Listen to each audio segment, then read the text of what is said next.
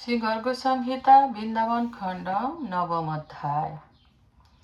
ব্রহ্মা বলিলেন, মেঘকান্তি চপলাম্বর অমৃততুল্য মিষ্টভাষী পরাৎপর বংশীধর বিচিত্র ময়ূর পুচ্ছচূর শ্রীকৃষ্ণকে শ্রীকৃষ্ণ দেবকে ভ্রাতা বলরাম সহ নমস্কার করি। কৃষ্ণ সাক্ষাৎ পুরুষোত্তম, পূর্ণ, পরেশ, প্রকৃতির অতীত, পরব্রহ্ম হরি। আমরা দেবগণ যাহার অংশ ও কলাবতার, যাহার শক্তিতে আমরা ক্রমশ বিশ্ব সৃষ্টি করিয়া থাকি, সেই তুমি সাক্ষাৎ কৃষ্ণচন্দ্ররূপে অবতীর্ণ হইয়াছ এবং পৃথিবীতে নন্দের পুত্রত্ব স্বীকার করিয়াছ।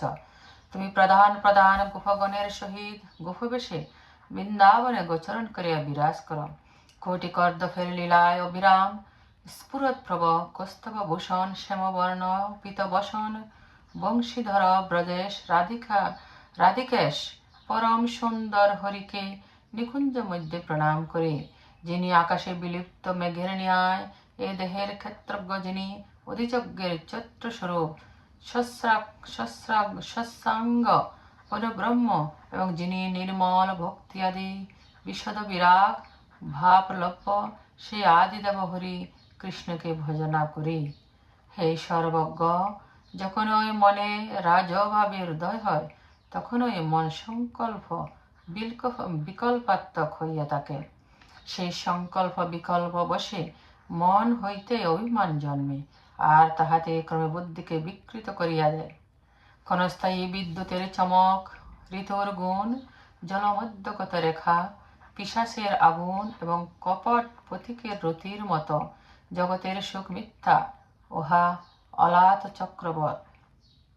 দুঃখাবৃত বিষয় মোহে ঘূর্ণমান নেত্র অত্যন্ত ঘূর্ণিত হইলে যেমন অচলা ভূ চলিতবৎ প্রতিভাত হয়, তরুগুণ না চলিলেও জল চলিত হওয়ায় চলার মতো দেখায়। হে কৃষ্ণ, এরূপ প্রকৃতি পশুত গুণবশত ভ্রান্ত জগৎ তাত্রিক সুখকে সত্য বলিয়া ধারণ করে। সুখ দুঃখ মনের দ্বারা উদ্ভূত হয়, সুপ্তাবস্থায় তাহা লুপ্ত থাকে, আর জাগরণকালে তাহা পুনরায় অনুভূত হয়। যাহার এই বিবেক আছে, তাহার নিকট এই জগৎ সতত স্বপ্ন ভ্রম বলিয়াই অনুমিত হইয়া থাকে। জ্ঞানী মমতা ও অভিমান ত্যাগ করিয়া সর্বদা বৈরাগ্য ভাব রসিক ও নিরহ হইবেন, এবং একটি দ্বীপ হইতে যেমন শত শত দ্বীপের উৎপত্তি হয়, তদ্রূপ এক পরমাত্মা হইতে সমস্ত উৎপন্ন, এই একমাত্র তত্ত্ব দর্শন করিবেন। ভক্ত নির্ধূম বন্যী শিকার ন্যায় গুণযুক্ত ও আত্মনিষ্ঠ হইয়া হৃদয়ে ব্রজেশ বাসুদেবের ভজনা করিবেন। আর এই চন্দ্রবিম্ব যেমন ঘট মধ্যস্থ জলদৃষ্ট হয়, তদ্রূপ আত্মার একত্ব দর্শনে শ্রেষ্ঠ পরমহংস কৃতার্থ হইবে। বেদসমূহ সতত যাহার মাহাত্ম্য কীর্তন করিতে গিয়া কখনো তাহার ষোড়শাংশের একাংশ প্রকাশ করিতে সমর্থ হন না, ত্রিলোকে সে হরির গুণবর্ণনে অপর্ক সমর্থ হইবে। আমি চারে মুখে দেবদেব পঞ্চানন পঞ্চবদনে সহস্রবদন অনন্ত সহস্র মুখে যাহার স্তব করিয়া সেবা করেন, বৈকুণ্ঠবাসী বিষ্ণু ক্ষীরদক্ষায়ী সাক্ষাৎ হরি এবং ধর্মসূত নারায়ণ সে গোলকপতি আপনার সেবা করিয়া থাকেন।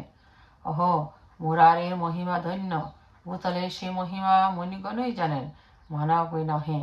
অজ্ঞ মনুগণ সুর অসুর ইহারা স্বপ্নেও তদীয় পাদপদ্ম দর্শনে অসমর্থ। গুণাকর মুক্তিদ পরাৎপর রমেশ গুণেশ ব্রজেশ্বর পরমাত্মা হরিকে নমস্কার করি। তাম্বুল রাগে সুন্দর বদন মধুরবাসী বিম্বাধর ঈষৎ হাস্যযুক্ত কুন্দ কুসুমবৎ সুন্দর দন্ত নীলালকাবৃত কপোল মনোহর কান্তি দুদুল্যমান কুণ্ডলে মণ্ডিত কৃষ্ণকে বন্দনা করি। হে কৃষ্ণ, তোমার পরম সুন্দর ও মন্মথের মনোহরণ করে আমার নেত্রে সর্বদা মকর কুণ্ডলাবৃত শ্যামকলবর কৃষ্ণ আবির্ভূত হন। পুরুষোত্তম বৈকুণ্ঠ লীলা প্রবর মনোহর রূপের দেব গণ নমস্কার করেন। আমি গোপাল লীলাযুক্ত গোলকনাথকে মস্তক দ্বারা প্রণাম করিয়া ভজনা করি। বসন্তকালের কোকিলাদি জল কলকণ্ঠ বিহগযুক্ত সুগন্ধময় তরুণ পল্লবযুক্ত বৃক্ষাবৃত সুদপম ধীর সময়ের সম্পর্কিত বৃন্দাবনে বিচরণ করিয়া কৃষ্ণ জয়যুক্ত হন এবং সর্বদা ভক্তগণকে রক্ষা করুন। তোমার কন্যান্ত বিশ্রান্ত নেত্রদয় কমলের মান হরণ করে দোলায়মান মুক্তার অভিমান দূর করে তোমার রসিকতা ধরণীর যাবতীয় রসিকের পরাভব করে, আর তোমার কটাক্ষ কামবানকে তিরস্কৃত করে আমি সেই সকল ভজনা করিব যাহার নখমণি সমূহ চন্দ্রাকার সুকর সুবর্ণ সুরক্ত হৃদয়গাহী গারান্ধকার হারি জগদের সর্ববিত পাপ হারি ভারত খণ্ডে ও স্বর্গে দেবমণ্ডলে যাহার বিষ্ণু হরিরূপের স্তব করেন আমি তাহাকে ভজনা করি। তোমার পাদপদ্মের সর্বদা শব্দায়মান কিরণ যুক্ত হরি চক্রাকার নপুর হইতে যে পরিধির ন্যায় ছটা বিচ্ছুরিত হইতেছে তাহাকে শত কিরণ যুক্ত অসূর্য রথচক্রের পরিধি অথবা তোমার পাদপদ্মের পরিধি, যাহার কটিতে ক্ষুদ্র ঘণ্টা যুক্ত দিব্য পীতাম্বর আমি অক্লিষ্টকর্মা কৃষ্ণের সে মনোহর রূপে ভজনা করি। যাহার বক্ষ শ্রীবৎসভূষিত নিকর্ষ পাষাণ কান্তি অত্যুজ্জ্বল ভৃগুপদ লাঞ্ছিত বক্ষে লক্ষ্মী বিলাস করেন, যাহার গলে স্বর্ণ রত্ন অমুক্তাবলী রাজিত এবং তারকাকারে প্রস্ফুরিত মধুকর সমূহের ন্যায় ধ্বনিকারী হীরাহার বিদ্যমান, যিনি বংশী বিভূষিত দ্বিজগণে অত্যন্ত দানশীল সিন্দুর বর্ণ সুন্দর অঙ্গুলি দ্বারা বংশীবাদনে তৎপর, যাহার অঙ্গুলিতে স্বর্ণাঙ্গুরীয় হস্তদ্বয় চন্দ্রতুল্য রকযুক্ত, যিনি কদম্ব কুসুমের সুগন্ধ ও পিত্ত ও কামদেবের সদৃশ সুগতি সম্পন্ন মানস হংসের ন্যায়, যাহার উচ্চ কন্দ গ্রীবাদেশ পর্যন্ত উন্নত, যাহার মনজ্ঞ কাকপক্ষ মেঘের মান হরণ করিয়াছে, সেই হরিকে নিত্য ভজনা করি। শস্য দর্পণবৎ নির্মল শুকর নব যৌবন কান্তিযুক্ত নরগণের রক্ষক মণিকুণ্ডল কুণ্ডলশালী, যাহার গণ্ড যুগল মাতণ্ড ও চন্দ্রের মতো দ্যুতিপূর্ণ, যিনি স্বর্ণ মুক্তা ও রক্ত বধূজ্য খচিত বসন পরিধান করিয়াছেন, যিনি মদনের ন্যায় বদনশালী সর্বসৌন্দর্যের সারভূত রামলীলাকারী অরুণ চন্দ্রকান্তি ও কৌটি সূর্য সুতুল্য প্রভ, এবং যাহার চূড়ায় ময়ূর পুচ্ছ বিদ্যমান সে বিষ্ণু কীটকে নমস্কার করি। যাহার দ্বাদশে কার্তিক গণেশ ইন্দ্র চন্দ্র দিবাকরের গতি নাই, আদেশ ব্যতীত যাহার নিকুঞ্জ মধ্যে কেহ প্রবেশ করিতে পারে না, সেই জগদীশ্বর কৃষ্ণচন্দ্রকে ভজনা করি। ব্রহ্মা এরূপে মহাত্মা শ্রীকৃষ্ণের স্তব করিয়া পুনরায় করজোড়ে স্বীয় বক্তব্য জ্ঞাপন করিলেন। হে জগৎপতে, আমি আপনার নাভিকমল জাত, অতএব মাতা যেমন পুত্রের অপরাধ ক্ষমা করেন তদ্রূপ আপনিও আমার অপরাধ ক্ষমা করেন। হে জগৎপতে, হে ব্রজপতে, কোথায় আমি একটি লোকের অধিপতি আর আপনি কোটি কোটি ব্রহ্মাণ্ডের নায়ক। অতএব হে মধুসূদন, আমাকে রক্ষা করুন। যাহার মায়ার সুর ও অসুর ও নরাদি মোহিত হয়, আমি মূর্খের মতো তাহাকে আমার মায়ায় মোহিত করিতে উদ্যত হইয়াছি। হে গোবিন্দ, আপনি নারায়ণ, আমি নারায়ণ নহি। হে হরে, আপনি ব্রহ্মাণ্ড নির্মাণ করিয়া শেষ শয্যায় জলশয়ী হন। যোগীগণ প্রাণ ত্যাগ করিয়া পুতনার মতো আপনার ব্রহ্মতেজে মিলিত হন।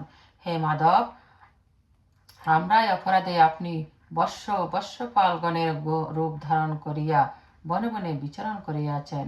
অতএব প্রভু, আমাকে ক্ষমা করুন। হে গোবিন্দ, পিতা যেমন পুত্রের অপরাধ গ্রহণ করে না, তদ্রূপ আপনিও আমার অপরাধ উপেক্ষা করিয়া আমার উপর প্রসন্ন হন।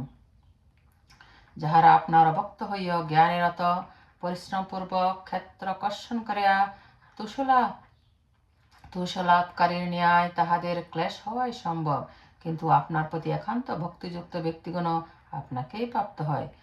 গোপীমণি ও ব্রজবাসীগণের মধ্যে শ্রবণে ও দর্শনে দ্বিধারতি দৃষ্ট হয়। অহো, হরির মায়ার তৎপ্রতি আমার রতি হইল না। ব্রহ্মা এরূপ বলিয়া অশ্রুপূর্ণ মুখে তাহার পাদপদ্মে প্রণামপূর্বক সর্বপরাধ ক্ষমার জন্য পুনর্বার কৃষ্ণকে ভক্তি করে বলিতে লাগিলেন, আমি গোপকুলে জন্ম লইয়া যেন আপনার পাদপদ্ম ভজনা করত সুগতি লাভ করতে পারি, ইহার যেন উন্নতা না হয়। আমরা ব্রহ্মা শিবাদি দেবতাগণ গোপরূপে যখন ভারতের উপকূলে জন্মগ্রহণ করিয়া একবার কৃষ্ণ দর্শন করিয়াছি, তখন ধন্য। হে কৃষ্ণ, হো আপনার মাতা পিতা এবং গোপীগণেরও কি সৌভাগ্য, তাহারা ব্রজপুরে আপনার পূর্ণরূপ দর্শন করতেছেন। সর্ব বিশ্বপকার মুক্তার বিশ্বাকার সর্বধার লীলাগার দেবকন্যা বিহার কিরাপার কৃষ্ণচন্দ্রাবতার আমাকে রক্ষা করুন। বৃষকুলের কমল স্বরূপ নন্দনন্দন রাধাপতি দেবদেব মদন মোহন জগৎপতি গোকুলপতি গোবিন্দ মায়া মহাপন্ন আমাকে রক্ষা করুন। যে ব্যক্তি কৃষ্ণের প্রদক্ষিণ করে তাহার সর্বজগতের তীর্থফল লাভ হয়। সে সুখদ পরাৎপর লোকপ্রবর পরম গোলকে গমন করে। নারদ বললেন, লোকেশ ব্রহ্মা এইরূপে সুন্দর বৃন্দাবনেশ্বর গোবিন্দের স্তব করিয়া প্রণতিপূর্বক ভারতর প্রদক্ষিণ করিলেন এবং কিছুকালের জন্য অদৃশ্য হইয়া বর্ষ ও বর্ষপালগণকে প্রত্যর্পণ পূর্বক স্থানান্তর প্রার্থনা করিলেন। অনন্তর হরি নেত্র সংকেতে তাহাকে গমনের আদেশ দিলেন। লোকপিতামহ স্বয়ম্ভু ব্রহ্ম পুনরায় প্রণাম করিয়া নিজ লোকে গমন করিলেন। হে রাজন, অনন্তর কৃষ্ণ বন হইতে 70 বর্ষ গোপ ও বর্ষপালগণকে আনয়ন করিলেন এবং যমুনা পুলিনে যে স্থানে গোপমণ্ডলী বিরাজমান তাহাদিগকে লইয়া তথায় উপস্থিত হইলেন।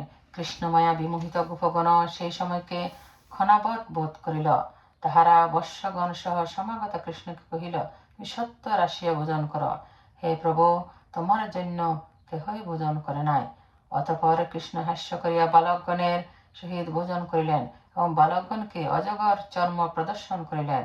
অনন্তর বলরাম সহ কৃষ্ণ গোপগণে পরিবৃত হইয়া শুক্ল কৃষ্ণ মিশ্র লোহিত ধূম্র ও হরিদ প্রভৃতি নানা বর্ণে নানারূপ স্বভাব বিশিষ্ট বর্ষবৃন্দকে অগ্র করিয়া ধীরে ধীরে ব্রজপুরে উপনীত হইলেন। সুখদ বন হইতে গোষ্ঠে প্রত্যাবৃত গোপ মণ্ডলীর মধ্যগত নন্দনন্দনকে বন্দনা করি। হে রাজন, যে কৃষ্ণ বিরহে যাহাদের ক্ষণকাল যুগের ন্যায় বোধ হইত, সেই কৃষ্ণ দর্শনে গোপীগণের আনন্দ হইল। বালকগণ স্ব গোষ্ঠীর পৃথক পৃথক বর্ষ বন্দন করিয়া অগাসুর বধ ও হরি হইতে আত্মরক্ষা বৃত্তান্ত বর্ণন করিল।